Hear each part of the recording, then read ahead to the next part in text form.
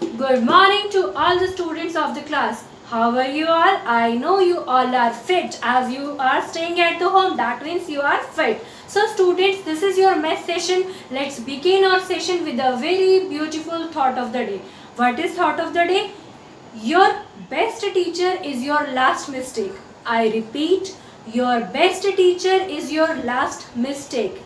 So students, as you know that we are doing with the chapter number 4, and in this chapter we have covered natural numbers and the whole numbers.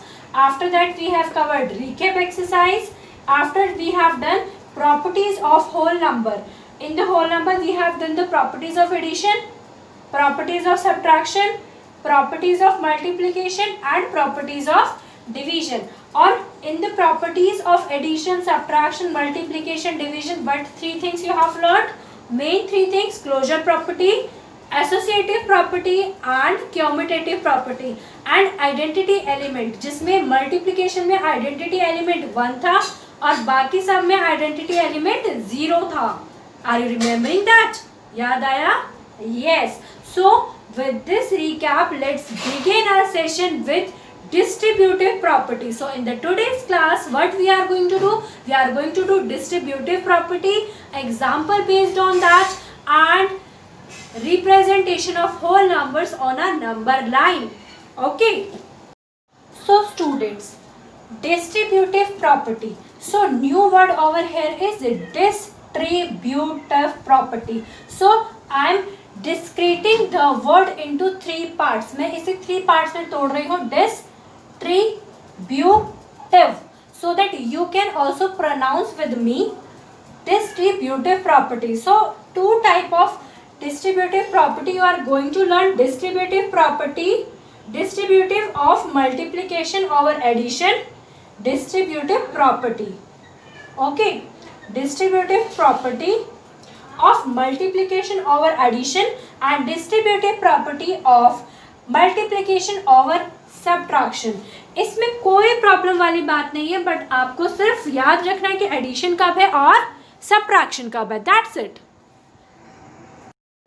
Students, as you can see that here before the bracket no sign is there. A bracket is written. When there is no sign, that means over here which sign is there? Multiplication sign is there.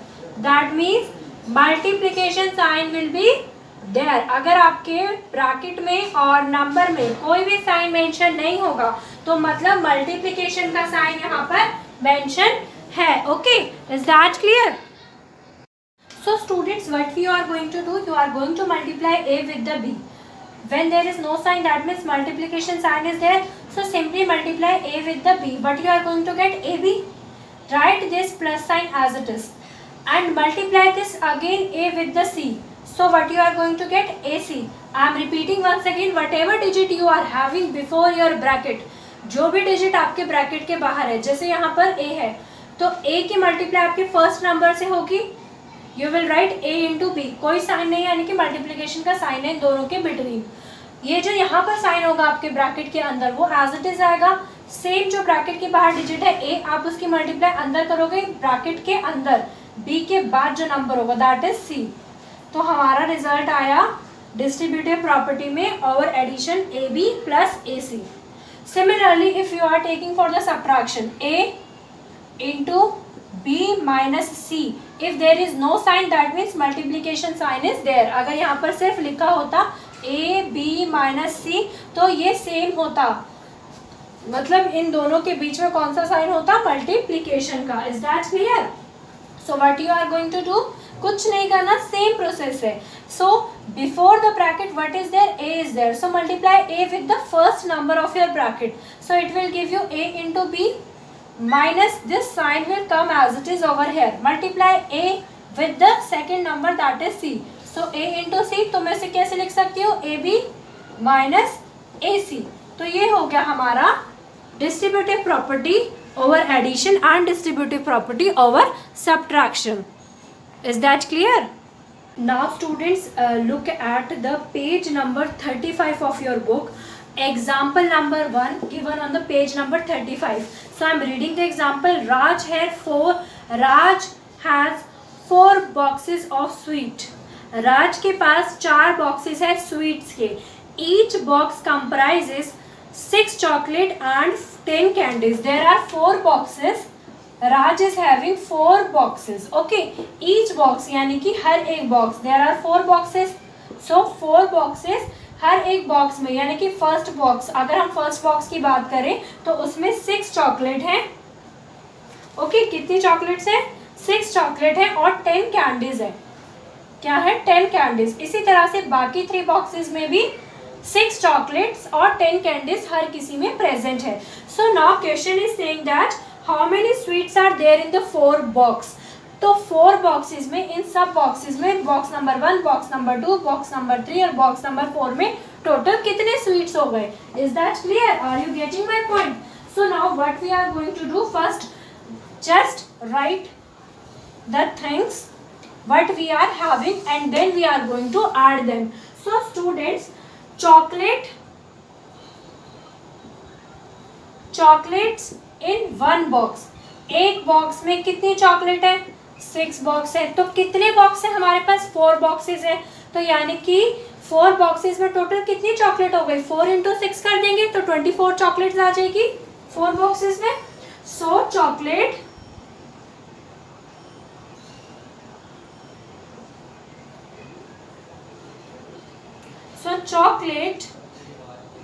chocolates in 4 boxes. 6 into 4, that is 24. Similarly, if you look over here, candies in 4 boxes. Candies in 4 boxes. 4 boxes में कितनी candies हैं? एक बॉक्स में 10 candies थी, तो यानी कि 4 into 10 हो गया. That means how much? That is 40 candies. So now total number of candies, total sweets in the box, total sweets in the box. अगर आप देखें बच्चे, तो हमने क्या करा था? 4 की मल्टीप्लाई 6 से की थी, प्लस 4 की मल्टीप्लाई फिर 10 से की थी. तो ये तो हमारा डिस्ट्रीब्यूटिव प्रॉपर्टी में होता है कि जो हमारा एक नंबर होता है, अगर आप हम एग्जाम्पल पर जाएं, जो मैंने बताया था A B प्लस C मैंने आपको बताया था. अगर आप इसे देखो, अगर A आपका यहाँ पर 4 है और B आपका है 6 और C आपका है 4, तो क्या हो जाएगा? 4 into 6. सिमिलरली 4 into C यहाँ पर 10 होगा, 10 कैंडीज थी ना, तो into 10, तो यही सेम आ गया कि नहीं? So that is why. अब आप देखो, इससे शायद आपको थोड़ी कंफ्यूजन हो, बट लेकिन हम वैसे ही समझते हैं distributive property.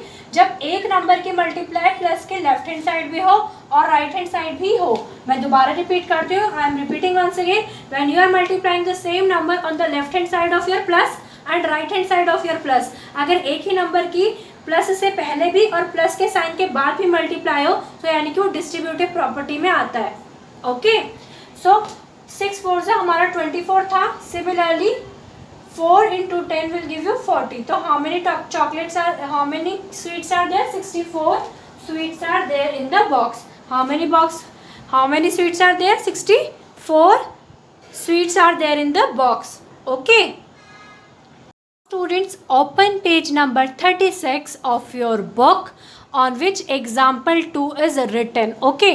So what is your example 2? Example 2 is saying that determine the following by suitable arrangement. हमें suitable arrangement के साथ इनको determine करना है, इनको solve करना है. So what we are going to do, first make a group.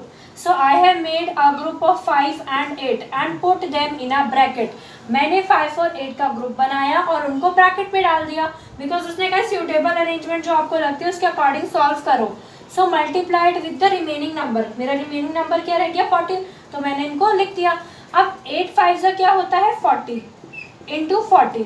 So suitable arrangement को कैसे पता कर पाओगे आप? उन 2 डिजिट्स के बारे में सोच करके, अगर हम इनके मल्टीप्लाई करें तो लास्ट में हमें 0 मिल रहा है.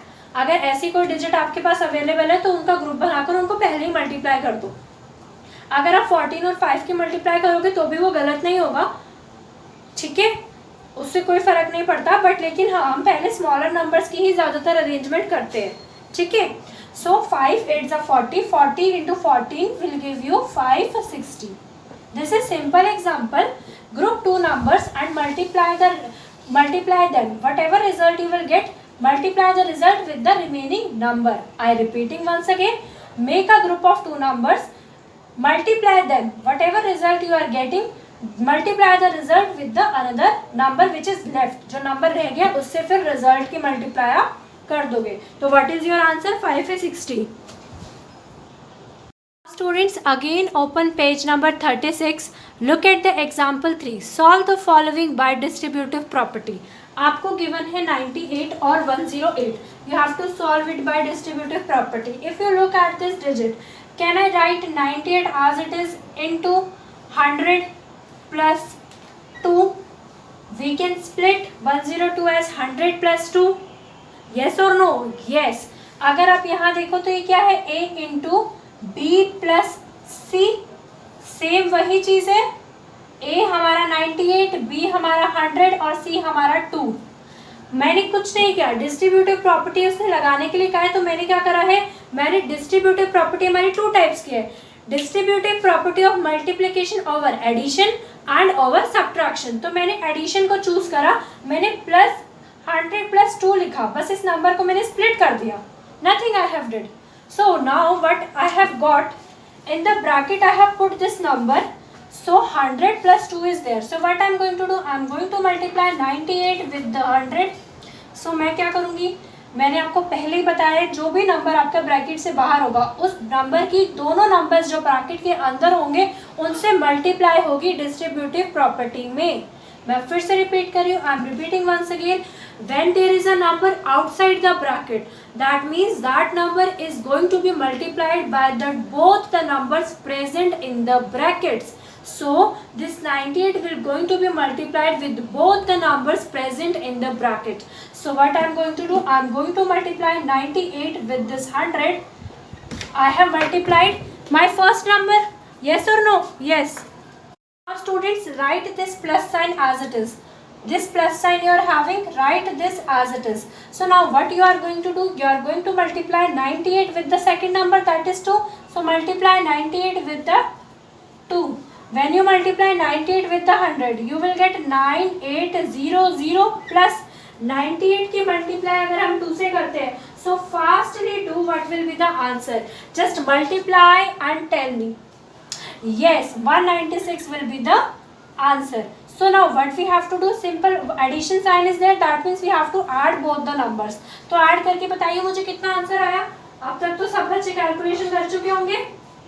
9996 will be the answer. 9996 is the answer. I am repeating once again. 9996 is the answer.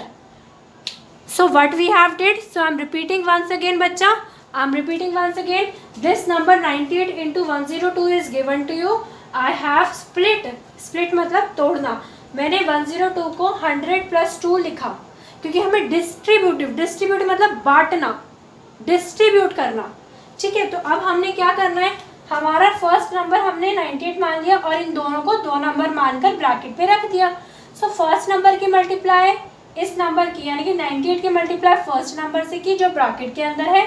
Multiply करके देखो साइन लगाया और ये जो प्लस का साइन था एज इट इज लिखा. सेम 98 की मल्टीप्लाई फिर सेकंड नंबर से की जो ब्रैकेट के अंदर है. ठीक है, तो बस सिंपल हमने ऐड करके लिख दिया. यहाँ पर मल्टीप्लाई करके आंसर आया 9800. यहाँ पर आया आपका 196. तो सिंपल हमने एडिशन कर दिया. Okay students, the thing arise is that what is number line is basically. Number line होती क्या है? We are moving with the new topic number line after our distributive properties and after doing the examples. So I am repeating the defined, then I will explain you through a diagram what is a number line. So I am dictating, you have to write number line heading in the notebook and after that write these lines. So a number line can be defined as, I repeat, a number line can be defined as, write it in the notebooks. I am repeating once again. A number line can be defined as a straight line with numbers defined as a straight line with numbers placed at equal intervals. Placed at equal intervals. So I am repeating the complete line once again. A number line can be defined as a straight line with numbers placed at equal intervals. So students, you know that I have told that number line is a straight line. So draw a straight line with the arrows. So this is your line. So this is not little bit straight, but you have to draw with the help of pencil and scale. So this is your number line. In the number line between 0 is mentioned. Number line के बीच बीच में मतलब between में 0 mention होता है. And on this is number line right side. Okay, on right side positive numbers are mentioned. What numbers? Positive numbers. So on right side positive numbers are there with equal intervals. After 0 if I am writing 1, then after 1 equal interval will be 2, after that 3, after that 4, after that 5. This number line can be extended to any point. Number line can be made with infinite numbers. ये सिर्फ 5 तक ही नहीं रहेगा, इसे हम बहुत सारे numbers तक प्लेस कर सकते हैं. Okay, on the left hand side, on the left side from 0 से यहाँ से लेफ्ट साइड पर कौन से नंबर होंगे? नेगेटिव नंबर्स होंगे. Which numbers will be there? Negative numbers. So if I am taking -1 over here, then -2 will be at equal interval, -3, -4 and -5. So this is basically a number line in which in the between 0 is there, and on the right side positive numbers and on the left side negative numbers are there. That is basically a number line. Students, look at this diagram. You can see that I have partitioned your number line on the left. Decreasing numbers, that means number is decreasing. इस side हमारे जो number जाते हैं ना minus पे, -1 -2 के मुकाबले बड़ा होता है. इसी तरह से -1 -3 के मुकाबले यानी कि कंपैरिजन में बड़ा होगा. तो जब हम 0 से लेफ्ट चलेंगे तो नंबर डिक्रीज होंगे, और अगर हम 0 से राइट चलेंगे तो नंबर इंक्रीज होंगे. Are you getting my point? So this diagram of number line you have to draw after your definition. Number line का ये जो डायग्राम है you have to make in the notebook after your definition of number line with the help of pencil and a scale. So when you are moving 0 to left, अगर आप 0 से left में जाएंगे तो नंबर डिक्रीज होंगे, and we are moving from 0 to right the number will going to be increased. Okay student, I have taken an example. What is example? Represent 3 on a number line. 3 digit को हमें number line पर represent करना है. तो अब हम क्या करेंगे? मैंने क्या करा? I have made a straight line first like this. I have made a straight line like this. After that I have put a 0 in between. Every time you have to write a 0 in between. On the right hand side mention your positive numbers, and on the left hand side mention your negative numbers. तो अब आप देखो जो हमारा 3 है वो छोटा number है, तो मैंने 3 तक ही अपने नंबर्स को लिखा है, लेफ्ट हैंड साइड भी और राइट हैंड साइड भी. तो यहाँ पर आप सर्कल करके रिप्रेजेंट कर सकते हो 3 को नंबर लाइन पर. Okay, similarly you can take any other example also. Like if I will rub this, if I am rubbing this and I am saying represent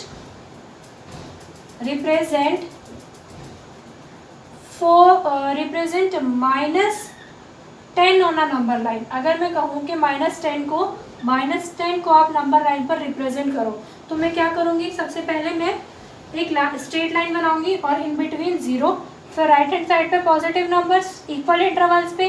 equal intervals मतलब आप 1-1 centimetre या आधा centimetre का gap ले सकते हो. ठीक है, या आप अंदाजे से भी ले सकते हो. अंदाज़ा मतलब अपनी उससे कि हाँ मेरा इक्वल आ रहा है, क्योंकि ऐसा कोई चेक नहीं करता, बट लेकिन हाँ इक्वल ही होना चाहिए. ऐसा नहीं हो अनइक्वल का मतलब है कि 0 यहाँ लिखा है और 1 यहाँ लिख दिया तो ये गलत हो जाएगा, और 2 लिख दिया यहाँ पर तो ये होता है अनइक्वल डिस्टेंस. तो हमें अनइक्वल डिस्टेंस नहीं लेना है, हमें इक्वल इंटरवल लेना है. तो यहाँ पर आप क्या लिखोगे? -1, -2, -3, -4 -5 -6, आप इसे एक्सटेंड कर दीजिए, -7 -8. Okay, I have to make it again because my body is over. Look over here, I have made the number line again. You can see that I have to represent -10. So I have partitioned the line into 0. 0 मैंने बीच में लिखा, हमेशा आपको 0 बीच में लिखना है. On the right hand side I have written number from 1 to 10 and on the left hand side I have written the numbers from -1 to -10. तो मेरा -10 यहाँ है, यहाँ पर मैं सर्कल कर दूंगी. So I have represented -10 on a number line. So what we have did in the today's session. So let's take a fast recap what we have did in the today's session. In the today's session we have done distributive property. Distributive property. After that we have done number line and examples based on both the concepts. दोनों concepts पे based हमने examples करे हैं आज हमने, ठीक है. So distributive property और नंबर लाइन, आप इसे नोटबुक में भी नोट डाउन करोगे, डिस्ट्रीब्यूटिव प्रॉपर्टी को और नंबर लाइन को भी, ठीक है, in a very nice handwriting. So students, have a good day. Thank you for watching the video.